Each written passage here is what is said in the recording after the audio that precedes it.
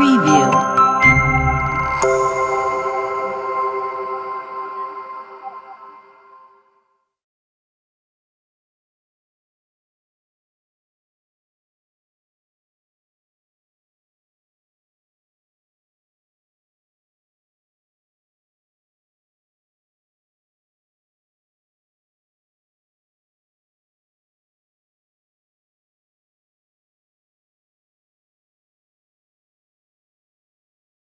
La gira, porque tenemos que ir a una gira al sureste, que no nos deje el avión. Entonces tenemos pendientes dos exposiciones, lo que quedó ayer de responder por parte de Graciela ante las preguntas de ustedes, eso se va a atender, y una exposición que nos va a presentar Emiliano Calderón, que es el encargado de la presidencia de la normatividad y la operación de todos los sistemas de informática, de cómputo. Ustedes me han solicitado información sobre cómo funcionaban estos sistemas, cómo se contrataban, cómo se actuaba anteriormente y cómo estamos nosotros ahora haciendo las cosas y logrando ahorros muy considerables, porque era un deporte nacional el comprar sistemas de cómputo, involucraban a amigos, funcionarios, había una gran corrupción en todo esto. Entonces se puso orden y ya estamos trabajando de otra manera.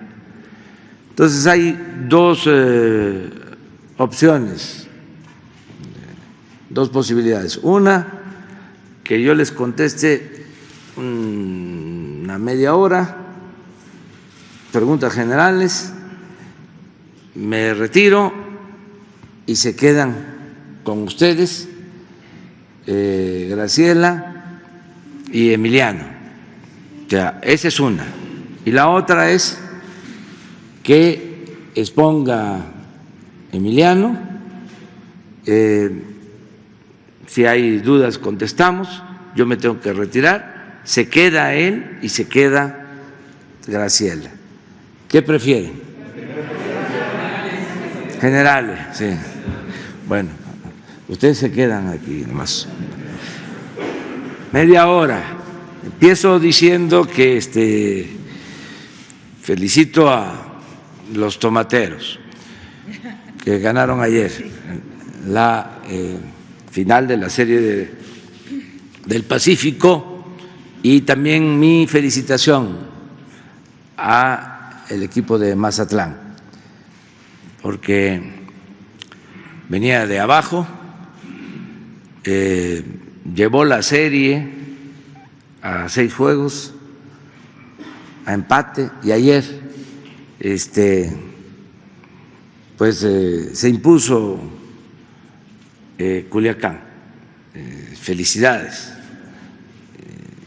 No les puedo decir cuántas carreras porque fueron muchas. Eso es lo que se conocía antes como paliza. Pero felicidades a todo el pueblo de Sinaloa, a los que les gusta el béisbol en el Pacífico, en Mazatlán, en Culiacán, en todo México. Es muy importante que haya afición por los deportes, por todos los deportes. No pude ver el juego porque no tengo el canal en que lo transmitieron, lo busqué y no aparece, o sea, en mi contrato de un paquete no está ese canal. Entonces estuve informándome por internet de cómo iban desde la primera entrada 4 carreras y ya, no es lo mismo, ¿no?, que verlo. Pero en fin, cierro paréntesis, adelante.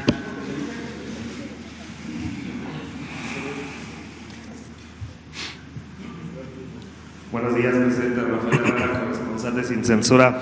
Presidente, hay paisanos desde Estados Unidos que siguen preguntándonos en qué quedó la posibilidad de permitirles comprar a través de Infonavit. También nos siguen llegando las quejas del trato y servicios en los consulados, la corrupción que aún existe en las aduanas. ¿No les ha llegado el espíritu de la 4T por allá, presidente? También se nos prometió que se haría una evaluación sobre la vida faraónica de algunos cónsules y embajadores. Nosotros denunciamos propiedades millonarias en donde viven estos representantes del gobierno mexicano. Si se está vendiendo un avión tan ostentoso, ¿debería de venderse también estas propiedades, presidente? Por ejemplo, las oficinas de Los Ángeles, Chicago y Nueva York, que son de lujo. Muchas gracias, presidente. Bueno, sí estamos trabajando mucho para apoyar a nuestros paisanos, migrantes. Ayer hablamos de esto, estamos muy agradecidos por su aportación, lo que envían a sus familiares, 36,000 millones de dólares de remesas. Son héroes vivientes y vamos nosotros a estar atentos, pendientes, a ayudarlos, a protegerlos, y los cónsules de los 50 consulados de México en Estados Unidos tienen que aplicarse a fondo.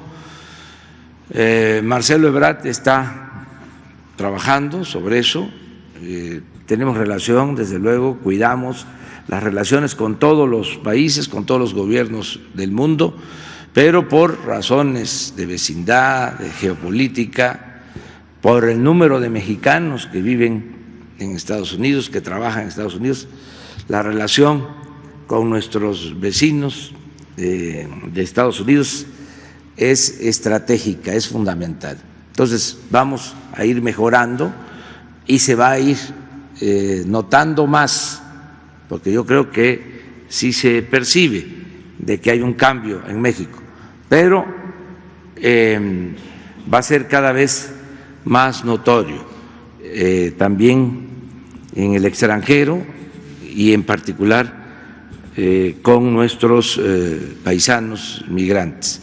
Acerca de las propiedades que se tienen, se va a hacer una revisión, la Secretaría de Hacienda tiene a su cargo ya esta tarea de todos los bienes que se tienen, tanto en México como en el extranjero, que puedan venderse para devolverle al pueblo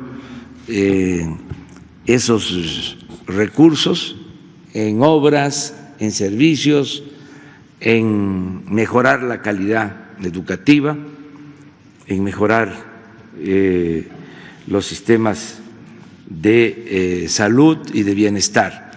Ya hemos avanzado bastante. Por ejemplo, cuando llegamos,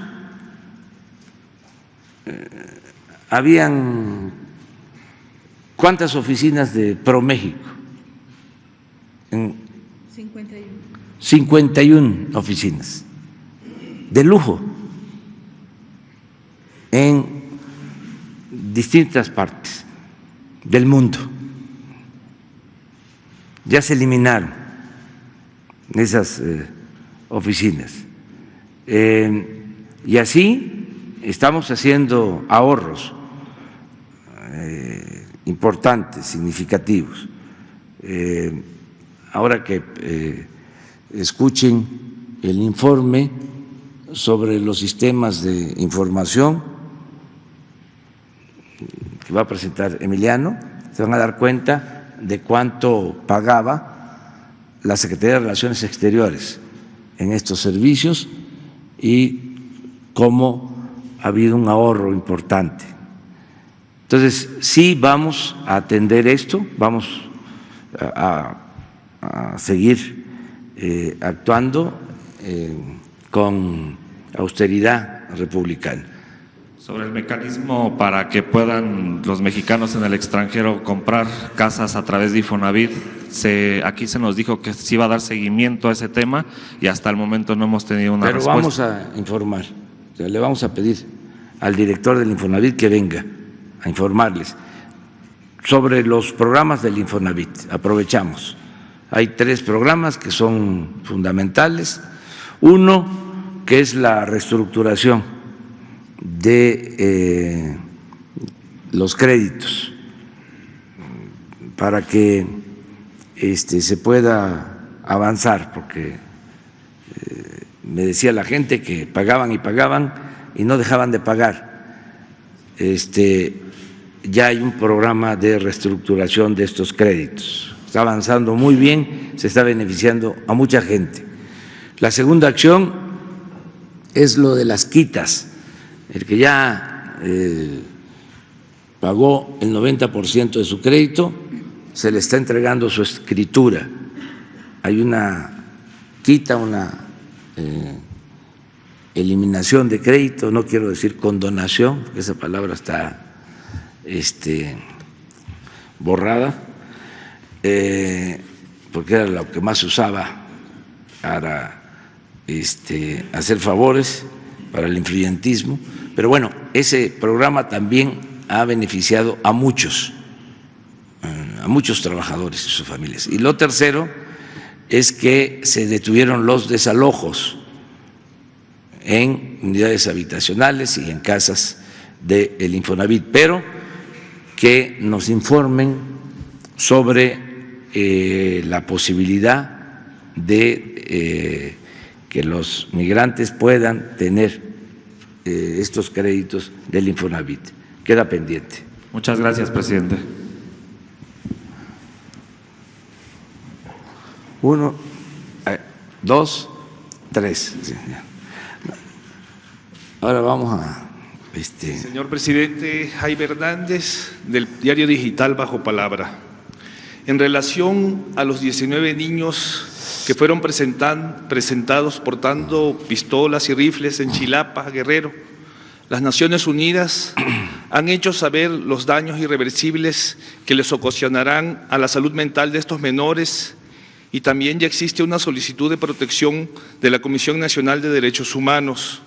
Sin embargo, la Coordinadora Regional de Autoridades Comunitarias, a pesar de estas peticiones, dice que seguirán en su entrenamiento militar los niños. ¿Qué opinión inmediata le merece al Ejecutivo, incluyendo al DIF, para proteger la seguridad de estos menores? Pues estamos participando, la Secretaría de Gobernación está atendiendo este asunto. Nosotros, como lo he expresado varias veces, estamos atendiendo las causas que originan la inseguridad y la violencia. Vamos al fondo. Y en la estrategia lo básico es el mantener la integración familiar, que no se rompan las familias, que haya bienestar, que se fortalezcan valores culturales, morales, espirituales, que se atienda a los niños, que se atienda a los jóvenes. Y eso es lo que se está impulsando, y vamos a ver al final cómo nos va en esta competencia para quitarle a la delincuencia organizada la posibilidad de que usen a niños y que usen a jóvenes, que no se conviertan, como era antes, a los jóvenes en un ejército de reservas para el crimen, porque estamos abrazando a niños, abrazando a jóvenes, atrayéndolos, quitándoselos, ¿sí?, con opciones, con estudio, con posibilidades de trabajo. Desde luego es un proceso que no se alcanzan resultados de la noche a la mañana, pero estamos en eso. Yo les comentaba que ya tengo información que en el reclutamiento las bandas están enganchando cada vez a jóvenes de menor edad,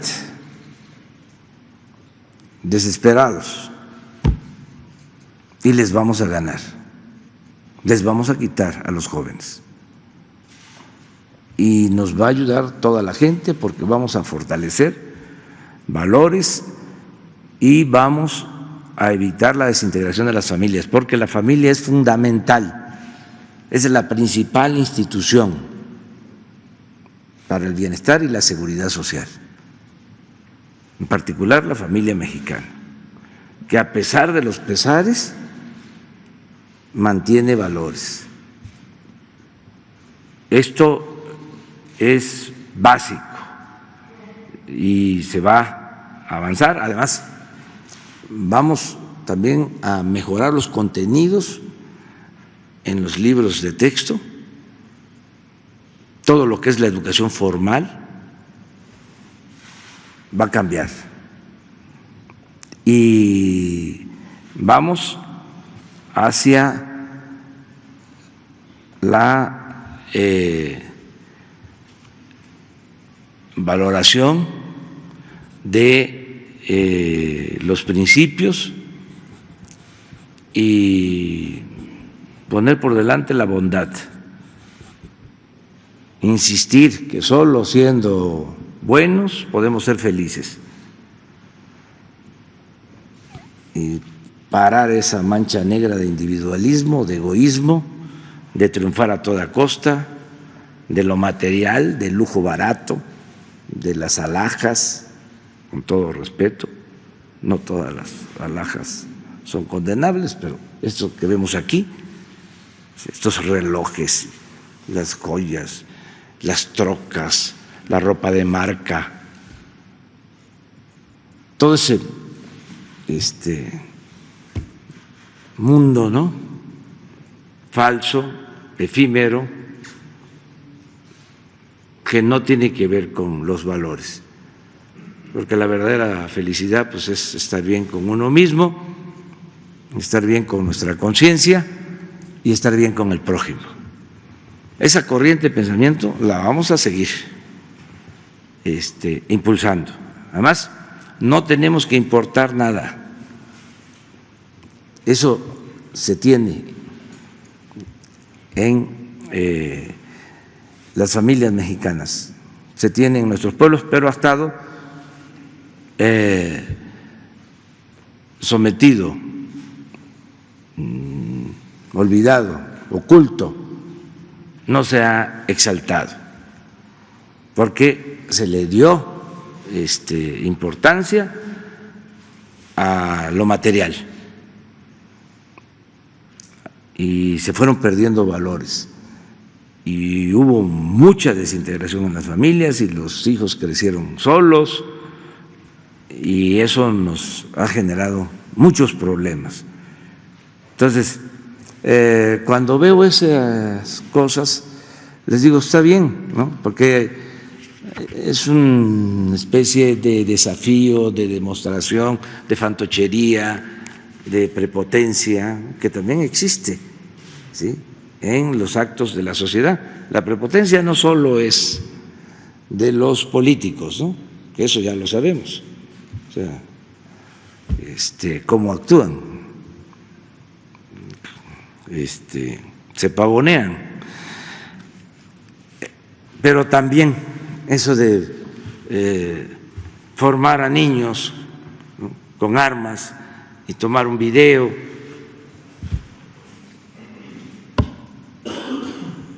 es un acto, pues, ¿sí?, prepotente, ¿sí?, no tiene nada que ver con la bondad, ni siquiera con el poder, porque el poder es humildad. Esas actitudes, esos desplantes de prepotencia no sirven, no significan nada, hacen ruido. Pues por eso me lo estás preguntando, ¿sí?, no de mala fe, sino en las redes sociales y demás. Pero eso, en el fondo, vergüenza les debería de dar hacer eso. No se les va a aplaudir por eso. Bueno, pero de todas maneras ya hablamos. Allá quedamos, sí. ¿Sí? Muchas gracias, presidente. Buenos días. Shaila Rosagel, corresponsal del Grupo Gili, El Imparcial de Sonora, La Crónica de Mexicali y Frontera de Tijuana. Presidente, ¿qué evaluación tiene de la seguridad en Sonora, ya que en los últimos días se han registrado casos de violencia en Hermosillo, Cajeme, Guaymas y Empalme, con homicidios dolosos y ataques armados? Hace como unos 2 días hubo un ataque armado en Hermosillo. Sería mi primera pregunta. Sí tenemos la preocupación de actos de violencia en todo el país. Todos los días vemos esto, pero no nos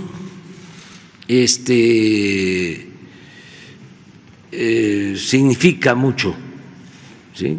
No quiere decir que no haya actos de violencia y que además todos los actos de violencia, uno, ¿sí?, se tiene que atender y se lamenta, ¿no? Uno, pero no está Sonora en los primeros lugares en violencia. Voy a mostrarles lo de ayer, ¿les parece? Para contestarte, ¿sí? ¿Cómo estuvo ayer? En lo que medimos varias cosas, pero sobre todo homicidios. A ver si consiguen la gráfica. O sea, para que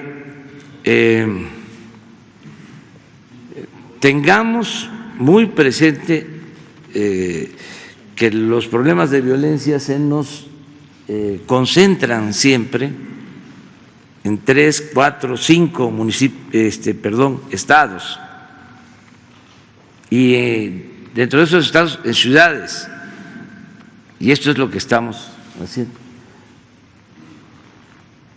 Ayer en 10 estados no hubo homicidios, y de los 67 que se registraron, seguimos teniendo problema con Guanajuato, aunque estamos reforzando a la Guardia Nacional en Guanajuato.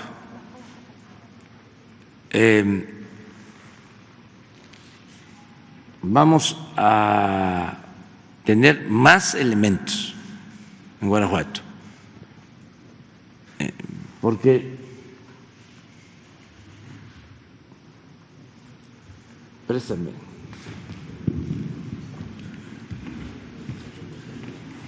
Sí. Ayer, 18%, solo Guanajuato. 12. Chihuahua, Veracruz. Estos tres, 39%. Pero en el caso de Sonora,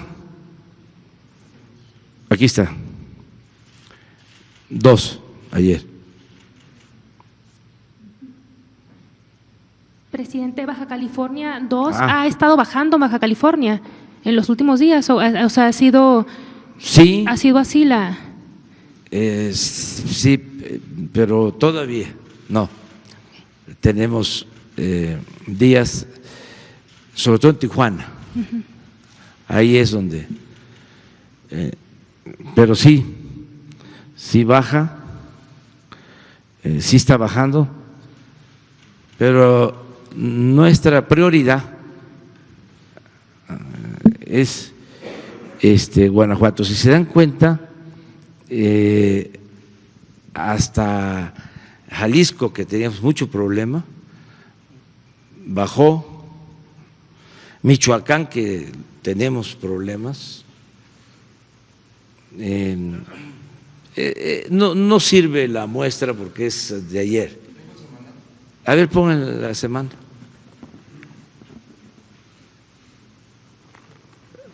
La última semana.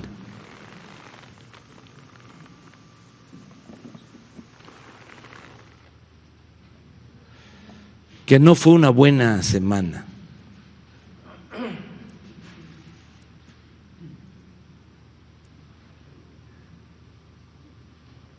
Sí, ahí está.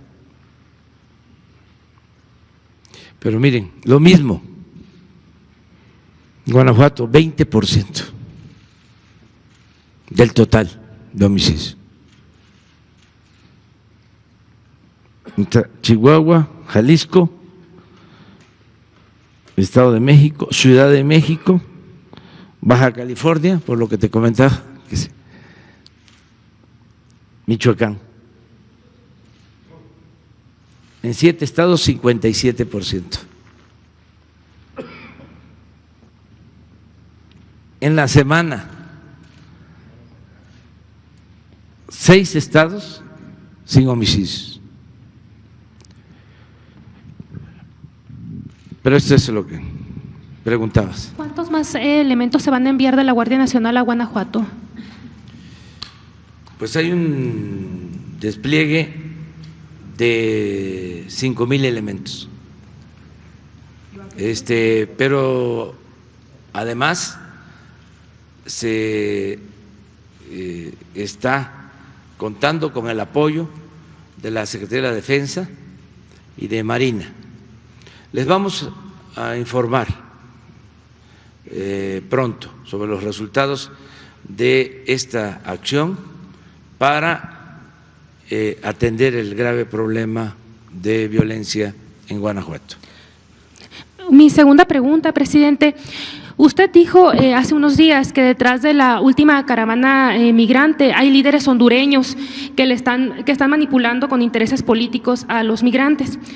Nos gustaría saber si tienen nombres de estos líderes y sobre todo a qué intereses políticos responden, o sea, si son intereses políticos a nivel nacional en México o hay una conexión de estos líderes con intereses en Estados Unidos, o sea, intereses políticos, porque hay algunos investigadores, algunos expertos que están opinando que el que se beneficia con estas caravanas migrantes es la campaña del presidente Donald Trump.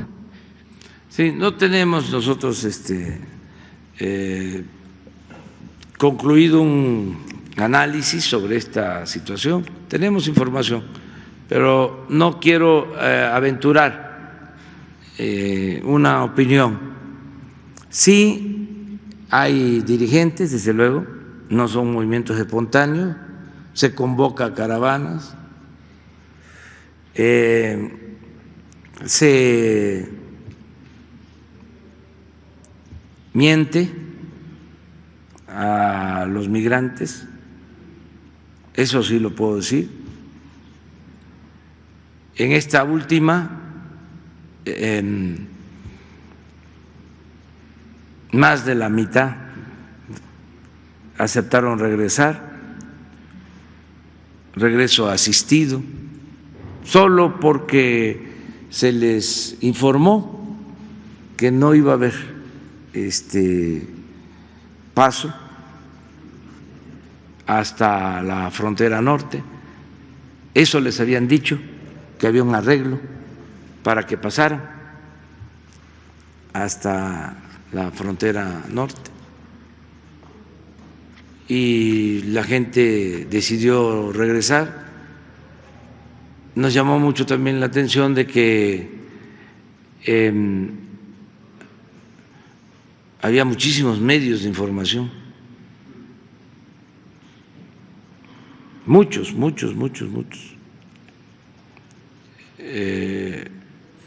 Hubo provocaciones, se portó muy bien la Guardia Nacional, resistió, aguantó, no cayó en las provocaciones, no se violaron derechos humanos y se resolvió el problema. Desde luego, seguramente están organizando otras caravanas. Sí. Nada más que cada vez tienen menos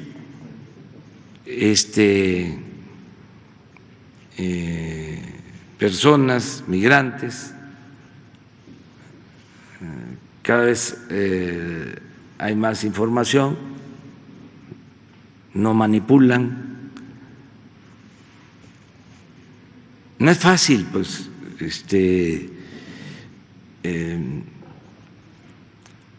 contar con la gente si no es por una causa justa.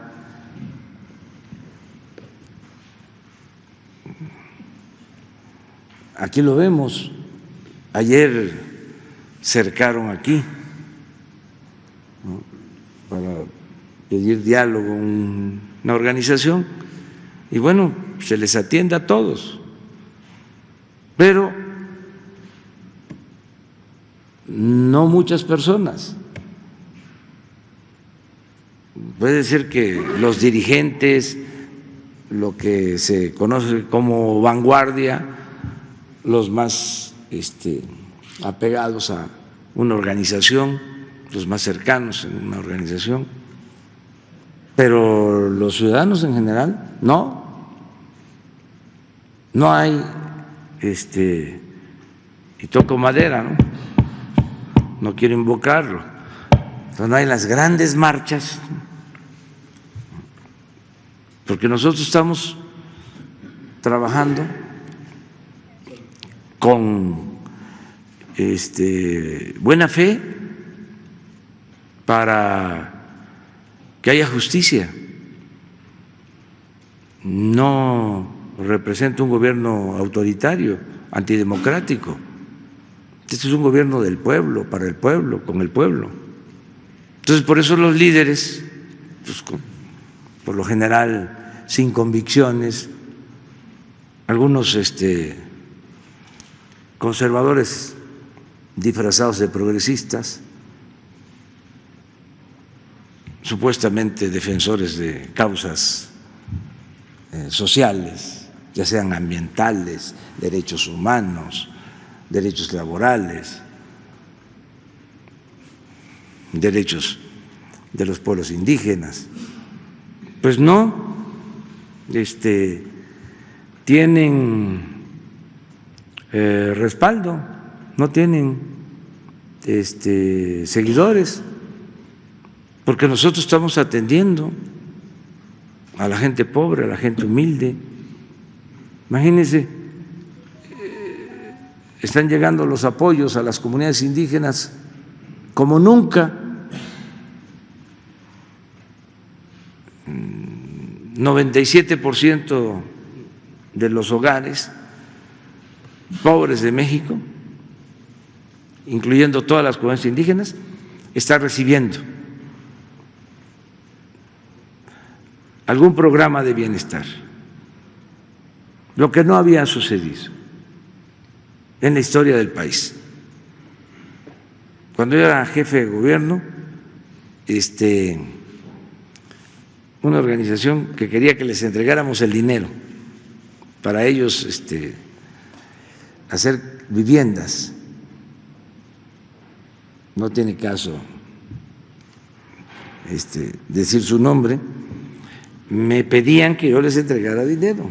Y teníamos un programa de vivienda, bueno, el programa de vivienda más importante que se haya llevado a cabo en la historia de la ciudad. Estoy hablando que se construyeron miles de departamentos,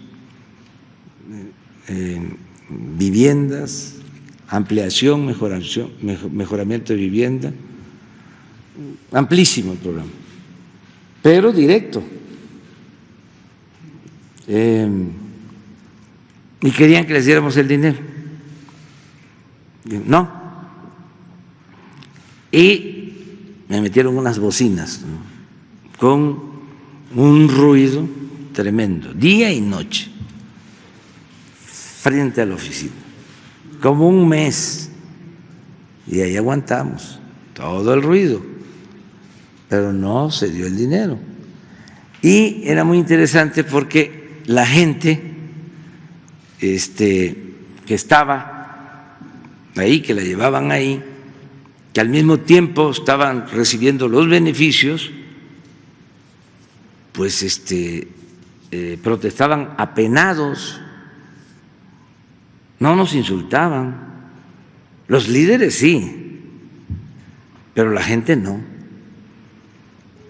Entonces, si se sigue atendiendo a los que lo necesitan, si se sigue atendiendo al pueblo, pues uno puede gobernar sin problema, y eso es lo que estamos haciendo. Nosotros no vamos nunca a estar en contra de los ciudadanos, en contra de la gente, nunca. Presidente, solamente para precisar, de los migrantes de la última caravana, ¿qué porcentaje indicaron que fueron engañados? Y si también detectaron si hubo pago de parte de los migrantes a estos líderes para poder venir en caravana. No, en esta ocasión, lo del pago no, más que nada el engaño. Regresaron 5,000 asistidos, 5,000, o sea, muchísimos. Y todos ellos dijeron que habían sido engañados, los 5,000. La mayoría, sí. No hablaron de dinero. También otra característica, y que nos da mucho gusto, es que menos niños ni mujeres. Ahora,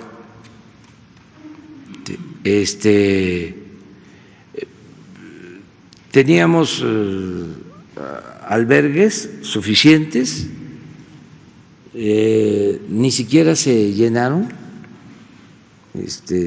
al 100% los albergues, se les dio toda la atención como siempre,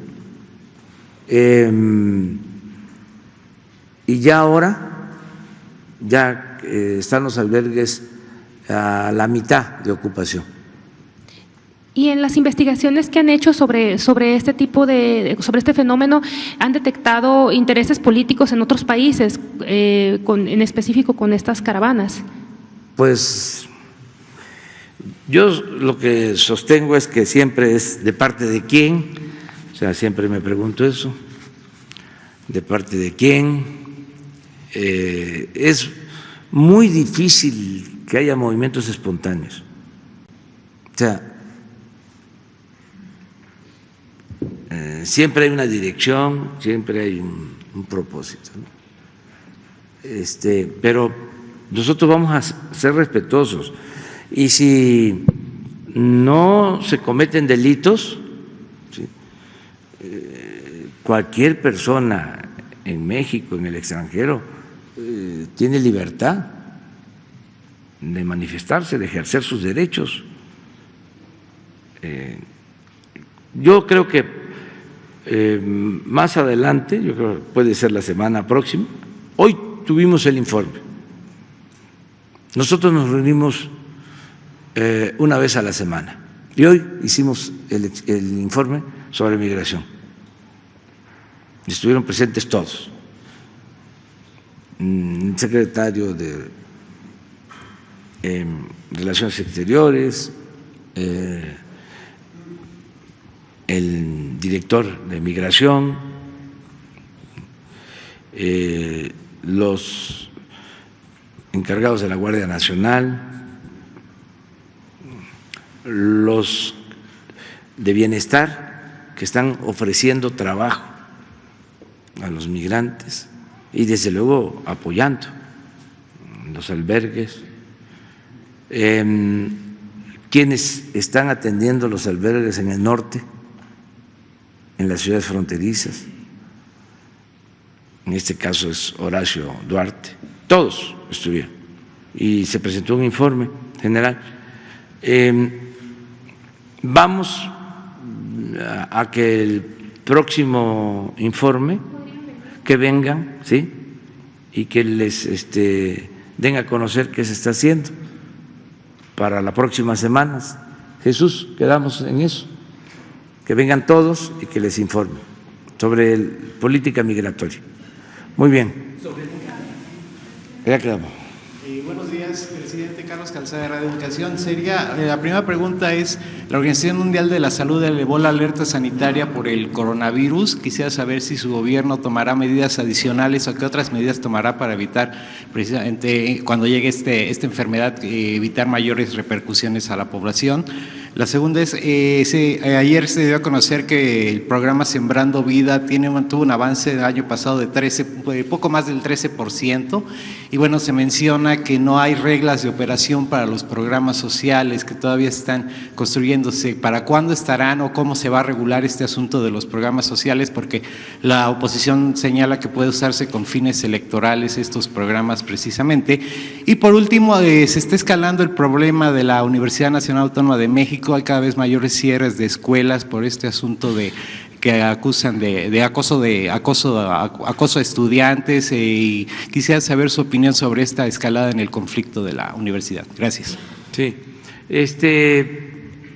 va muy bien el programa Sembrando Vida, es un extraordinario programa, se va avanzando, se está trabajando en 500,000 hectáreas y se está dando empleo a más de 200,000 sembradores.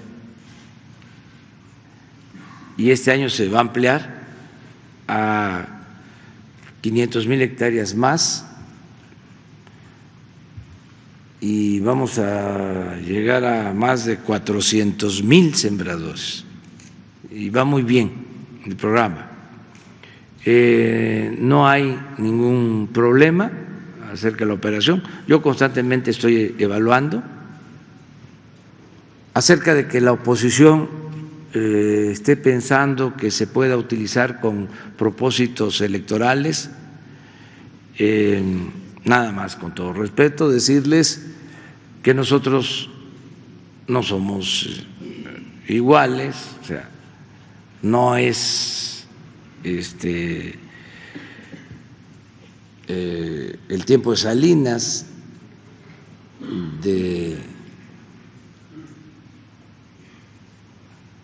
Cedesol, los tiempos de ¿cómo se llamaba con Cedillo?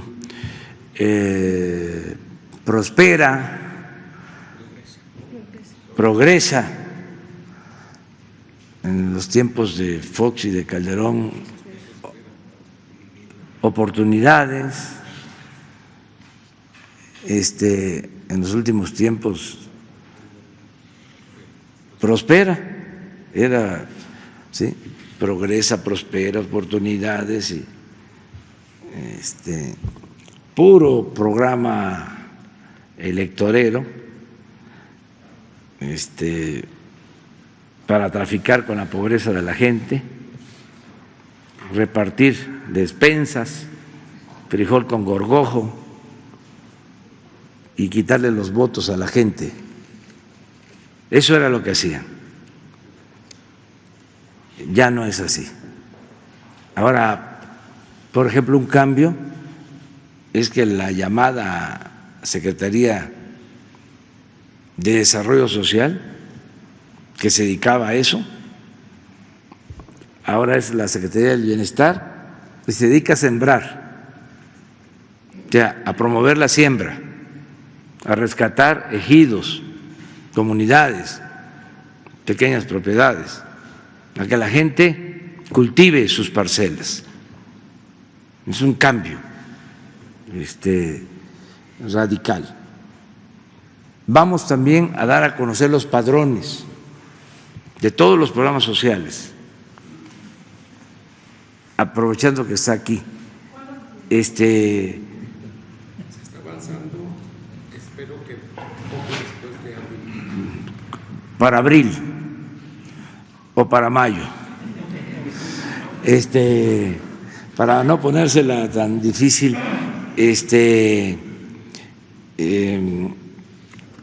Emiliano, que él es el encargado, que se tienen padrones de todos los programas y queremos darlos a conocer.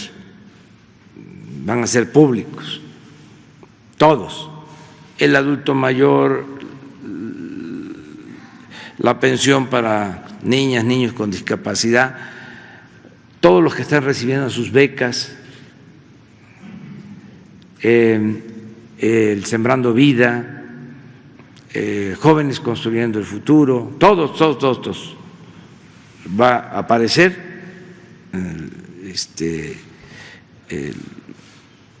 los nombres, ¿no? Cuánto reciben, para que todos ayudemos en la transparencia, en que no haya como sucedía anteriormente, ¿no? Que se robaban el dinero, que había moche, aparentemente entregaban 2,000 pesos, pero le llegaba a la gente, si le iba bien, la mitad. Si no, no les llegaba nada, porque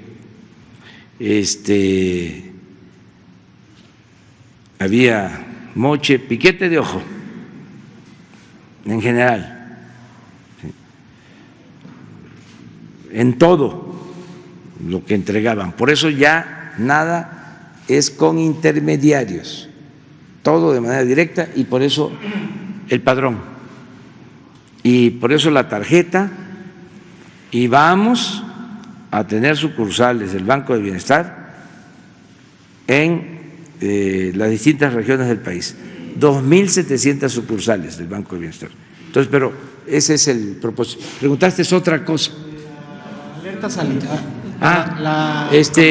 Decirle a los mexicanos que el informe que tengo es que no hay ningún caso en México. Esto no quiere decir que no se presente, ya los médicos lo han explicado, pero que nosotros no tenemos ningún caso hasta ahora, que le estamos dando seguimiento a este asunto permanentemente. Todos los días se está informando a las 9 de la noche y que no debe de haber alarmas. Se piensa que no es tan dañino, tan fatal este virus llamado coronavirus. Sin embargo, pues inquieta. Bueno, tan es así que altera la paridad del dólar con relación a las monedas del mundo. O sea, está generando cierta inquietud, cierta incertidumbre, no tanta en el caso de México.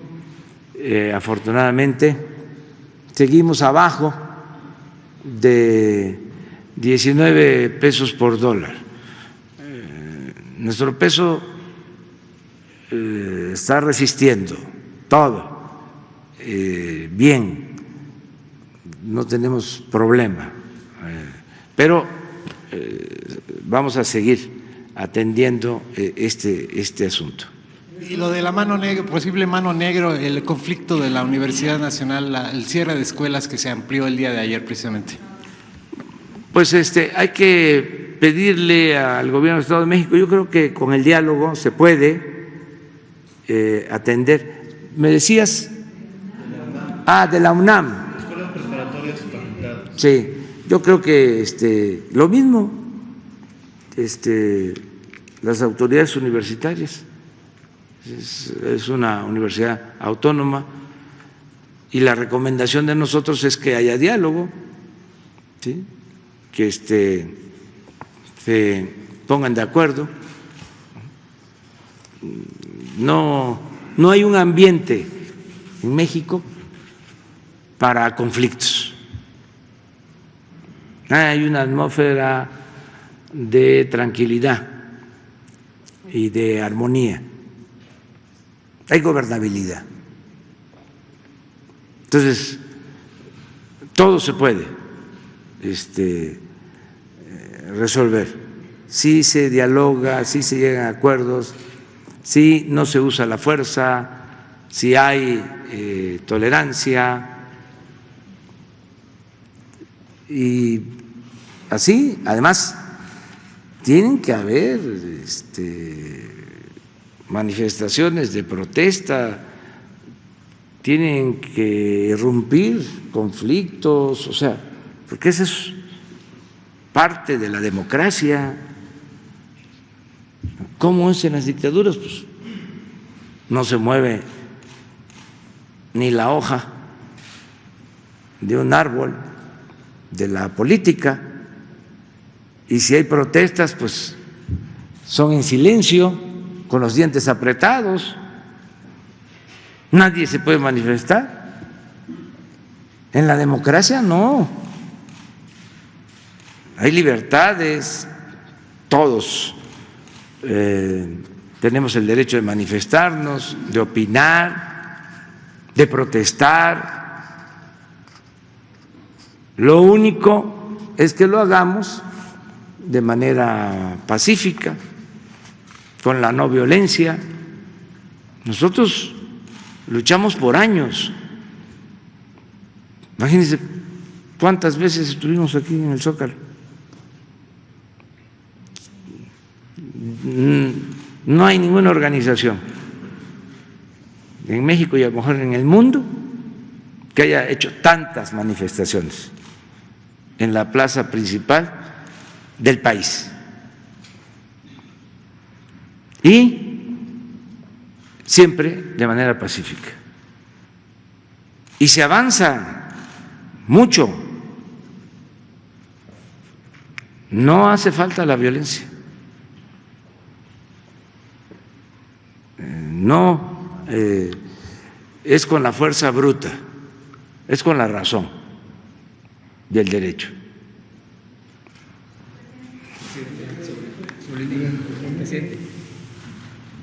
Me van a dejar ya las dos compañeras, y ya, ahí le paramos. ¿Sí? Gracias, si no, no llego. Gracias, presidente. Buenos días. No me va a dar tiempo del café con pan. Buenos días, presidente. Gracias. Para preguntarle, hoy se vence el plazo para que los gobiernos de los estados firmen el convenio con el gobierno federal para el INSABI. Y ayer los gobernadores del PAN anunciaron que no se van a sumar y establecieron dos condiciones, pidieron un periodo de transición y luego dos condiciones: que no se federalice el servicio y que se garanticen los recursos para la gratuidad. ¿Cómo va a responder el gobierno federal si no existe el riesgo de que los mexicanos tengan un servicio de salud de primera y de segunda, porque en algunas entidades los van a dar los estados, en otros la federación? ¿Cómo van a resolver este tema? No hay ningún problema. Los que no quieran adherirse, porque es voluntario, van a seguir recibiendo sus apoyos que les corresponden por ley. No hay problema en nada. Nosotros consideramos que si se da la unidad y se establece la gratuidad en la atención médica y en los medicamentos, va a ser un avance importante. Y esto se puede lograr acabando con la corrupción, como lo estamos haciendo, en la compra de los medicamentos y en todos los servicios que prestaban las famosas subrogaciones, ¿no?, que se daban en el ISSSTE, bueno, en el llamado Seguro Popular, en todo.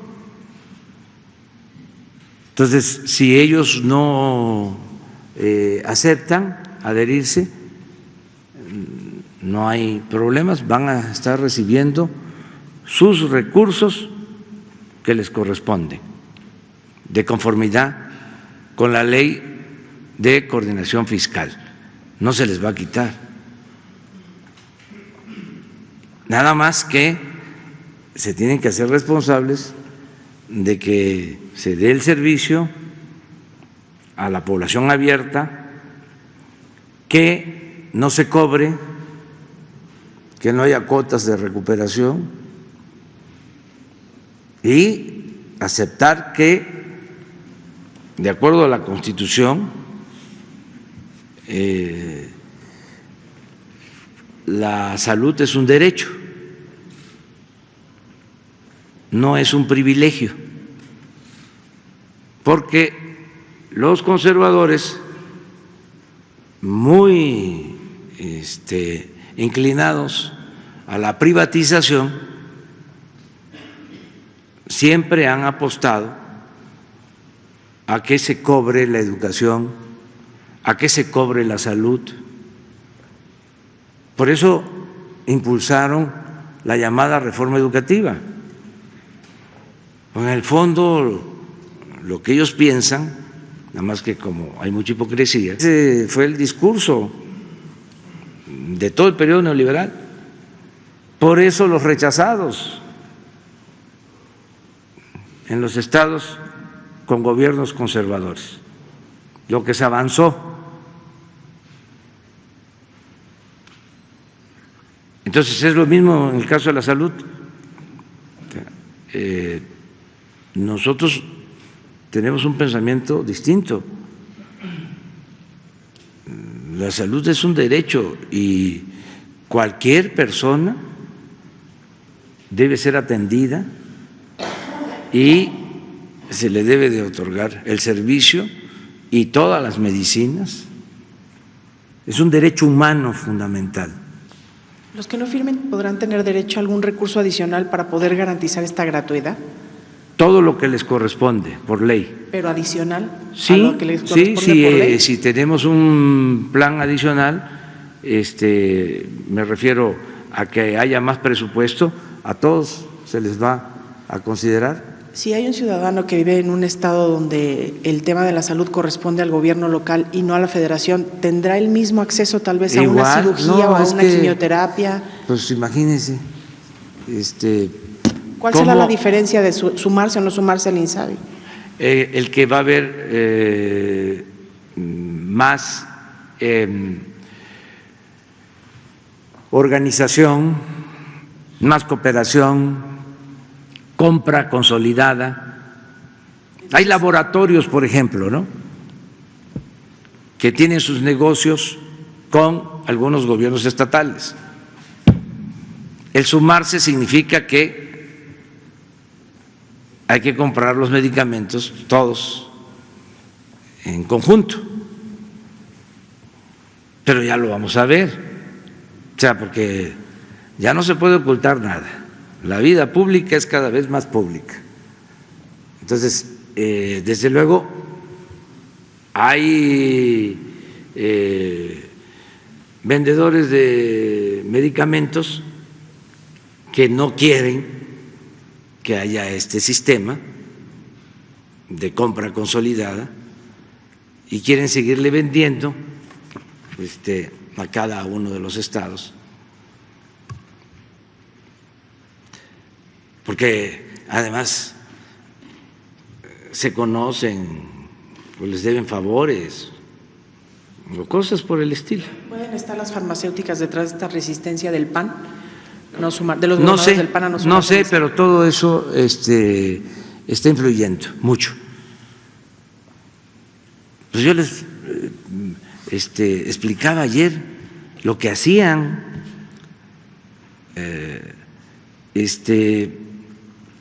Hablan de libre comercio, ¿no? Pero las grandes empresas farmacéuticas no podían vender ciertos productos en México, no tenían permiso, porque esos productos, esas medicinas las vendían empresas establecidas en México que eran favorecidas por el gobierno, monopolios. Entonces, se abre, estoy hablando de Pfizer, de empresas grandes que no podían entrar a vender medicinas que solo eran proporcionadas por una empresa, por un monopolio. Entonces, lo que hicimos fue abrir por un decreto a que se pueda comprar en todo el mundo. Son las medicinas. Entonces, todo eso sucedía y se está terminando, pero no hay ningún problema, es una situación voluntaria. Vinieron los gobernadores del PRI, pues no quiero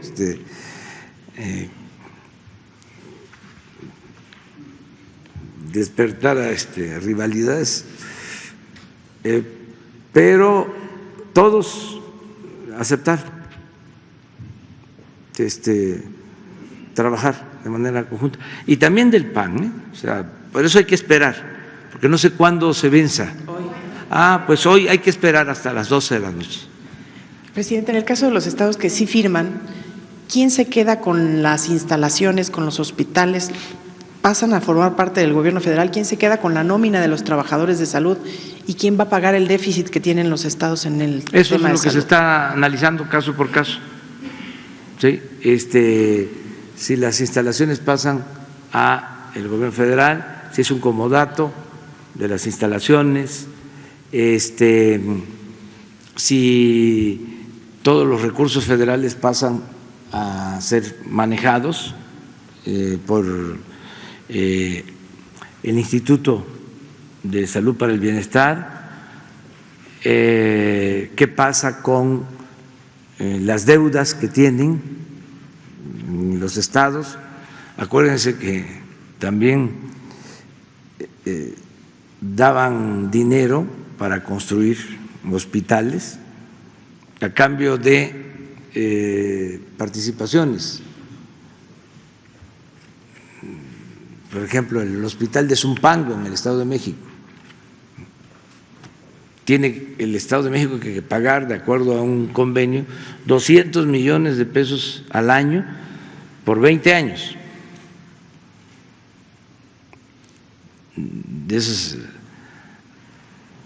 se llaman APP, Asociaciones público-privadas. Asociaciones Públicas Privadas.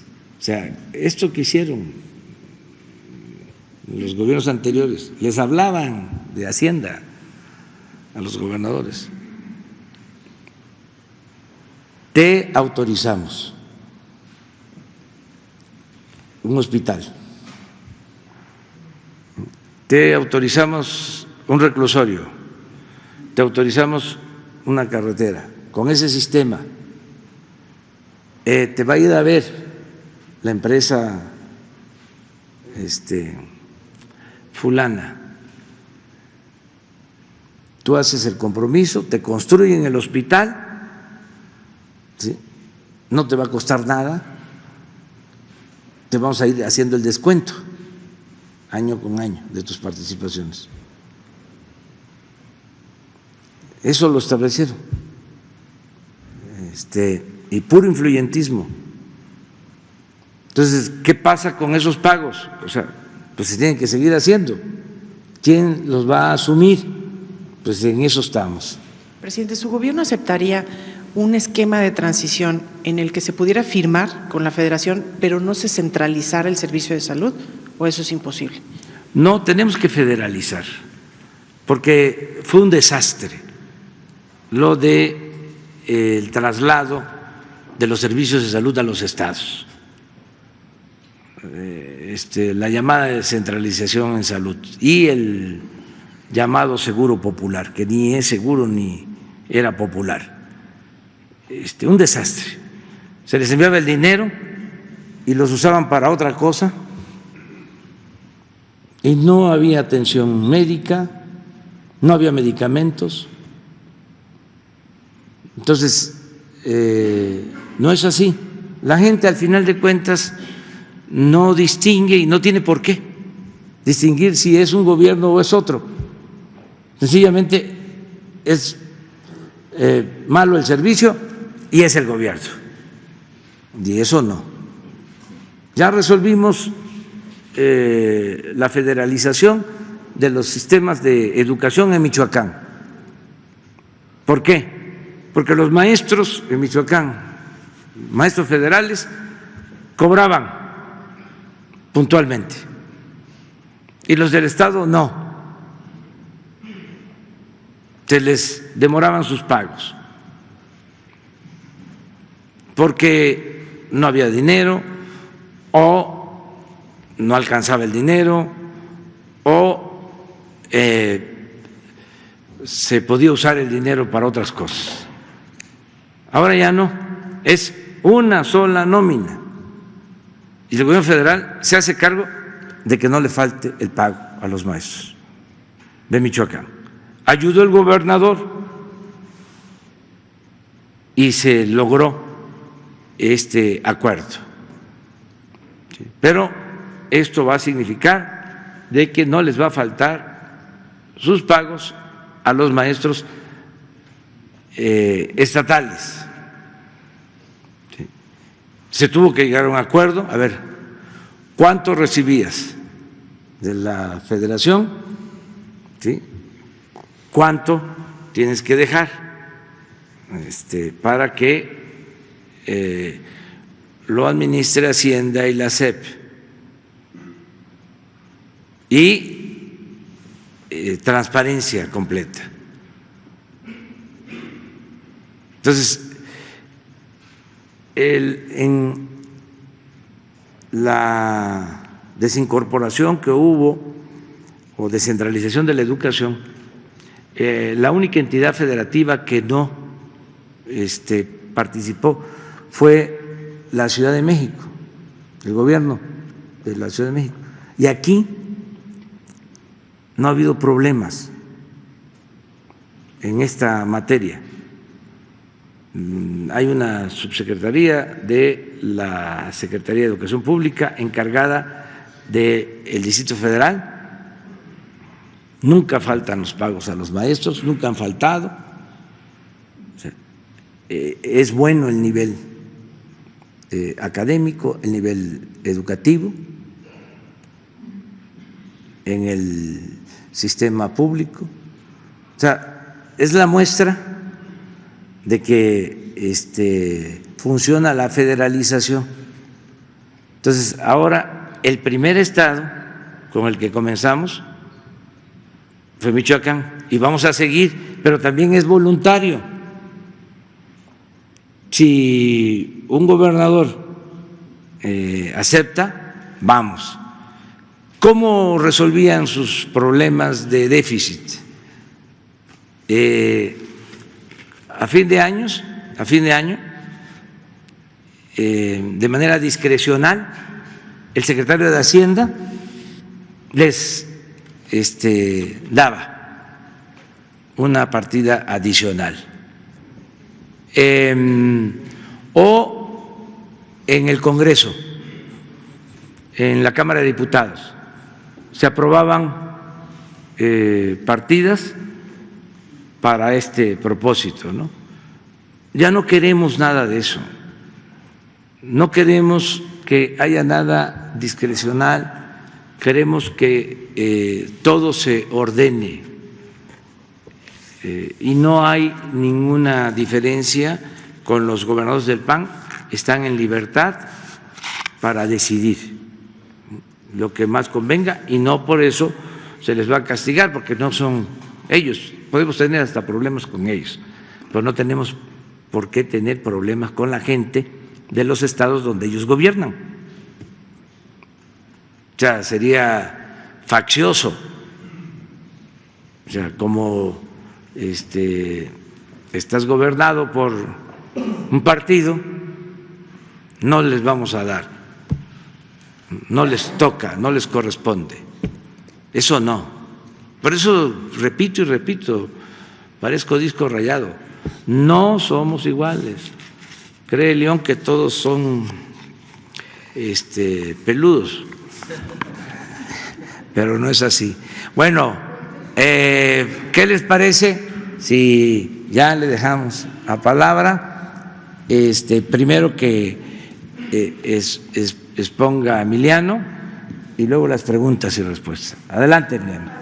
Muchas gracias, me tengo que ir, además algunos de ustedes nos van a acompañar y hay que irse al aeropuerto. Hay una propuesta para la Marina Mercante de una académica. ¿Me permiten? El doctor Salgado Salgado.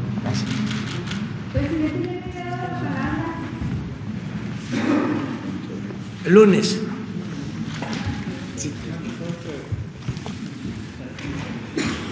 ¿Qué tal? Buenos días.